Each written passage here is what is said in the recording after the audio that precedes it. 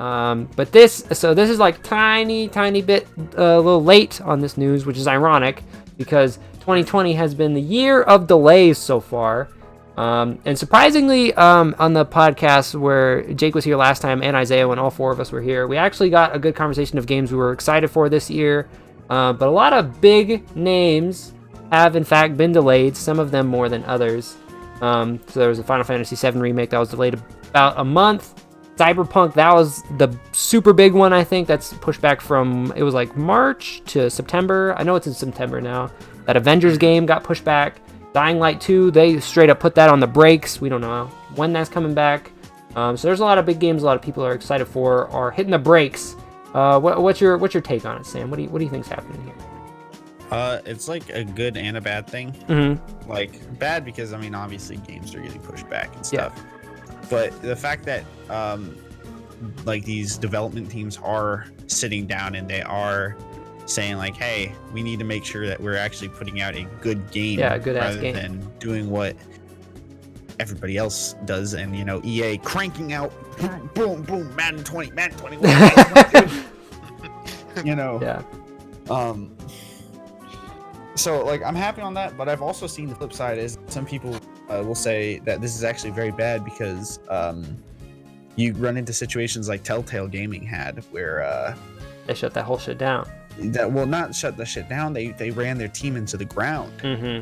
They would overwork them and just pretty much run like literally ruin their lives because they have to meet a certain a deadline. Yeah, I think from a PR standpoint, there's been a lot of like the crunch time is happening. Like people that worked on like Rockstar, who was working on Red Dead Redemption 2. You know, there was a lot of ousting for them having mad crunch time and working super overtime. I think that was the game where they were working super overtime, but they were not getting paid extra for it and like all this shit. So there's a lot of like PR moves right now to be like, oh, we're gonna delay our game. We don't want to make all of our employees go through this crunch time that everybody's talking about. It's like the new buzzword in the gaming industry.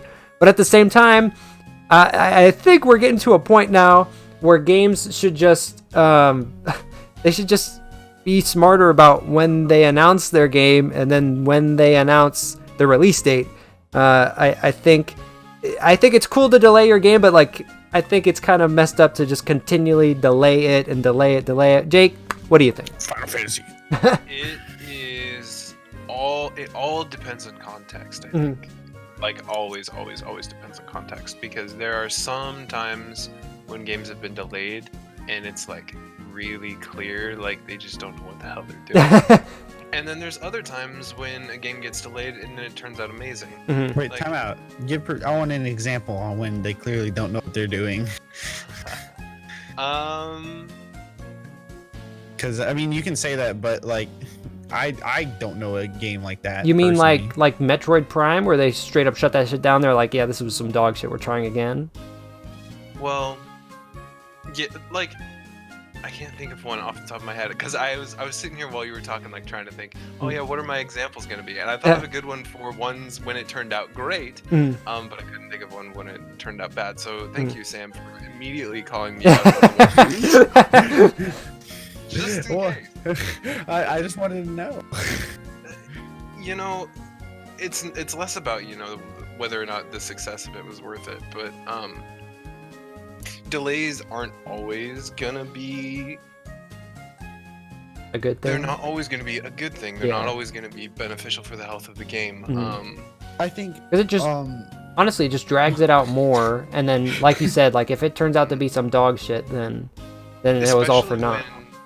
Especially when it already has, and we don't know, right, as consumers, as people who are outside of that industry, we don't know what's going on inside that game, because I can't think of the title, but I've heard of games that had, you know, you have one director and they want to go a certain way and they're butting heads with someone else, so that director leaves and a new one comes in, and then you just have like a big dysfunctional mess of what's going on, and like all those internal reasons why it's being delayed. Oh, I know. Yeah, there's a. Damn it! Now it's on the tip of my tongue too. I know. I know. It's there. I can't remember. What I mean, there's a couple of games that are like in the category of like delayed indefinitely, like the newest Dragon Age game. I think that's kind of the victim of the same thing, where they're like fighting over what they want to do with it, and they just end up saying, fuck it, we're not doing it at all.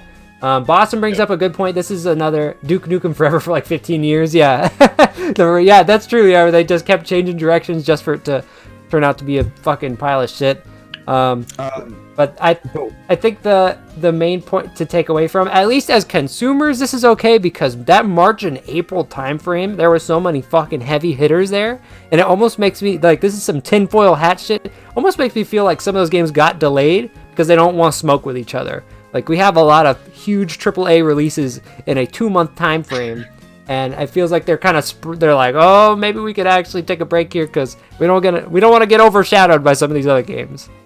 I mean, that is a very solid point. Yeah, and I feel like that's not a like a far-fetched idea. But what I was gonna say is, it wasn't gonna be anything like saying like, oh, this is good or bad or anything. Mm-hmm. But I think it's much healthier for when a development team announces why they're like, in the case of Cyberpunk 2077, they literally said the night market is full of shit. We want to make sure that it all works. That is a very good way to go about it. I was totally gonna jump in there and say the same thing. Like, that transparency is for sure so strong, and like, as a consumer, you want to have that trust with that company and be able to say, okay, this is why they're doing it. All right, I will buy into what you're doing. Like, you know, when they talked about Metroid Prime 4 for Switch, and please like, understand. You know, yes, please understand everything with how we're doing it. And then so we're like, you know, okay, we've been waiting for freaking ever, but we understand. Like I said, please understand. By the way, Sam, I'm sorry to cut you off. I remember my bad example. Mighty Number 9.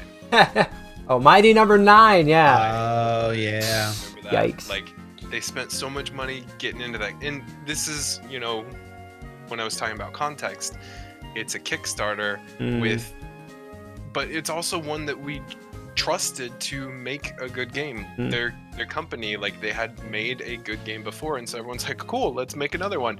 And then they totally fell flat on their face. Everything in that game was horrible, despite them continuing to delay that game. It was just a bad one. And a good one is Breath of the Wild. Remember, they delayed that one too to make sure everything was going through. Yeah, I forgot about that. We don't even remember because it came out good. Because I remember because I was listening to the Triforce podcast, and they brought up how it got delayed, and I was like, wait, that can get delayed? I just completely forgot about it. For a while too, I think. I think the company I accept it the most from is usually Nintendo, because they always have that great Nintendo polish on their games. I mean, the game itself could be really bad, but they always have the extra level of Nintendo polish on there that they at least try to get out on the game so it works correctly, works good. And I think the main reason for that is because Nintendo is notorious for just not fixing shit after it's already out. So they need to make sure they stick the landing, because if it sucks when it comes out, if it's broken when it comes out, that shit is never getting fixed. That is never getting fixed. So Nintendo pretty much has to. Boss says, I think Breath of the Wild was supposed to come out in 2016 before the delay. Interesting. Okay. That's so was it supposed to come out on the Wii U then? Because wasn't a launch title with the Switch? Interesting. I mean, I actually played it on the Wii U. I just didn't know it. So I think that was probably a good thing, honestly, that it was supposed to line up with the Switch. Because I don't think that's supposed to be a console seller, and it's chilling on the Wii U. And for me, that's exactly what I did. I was like, I don't have any plans to buy a Switch. I remember eventually I bought it because I was like, Smash Brothers is going to be on this motherfucker one day. And that was a wise investment.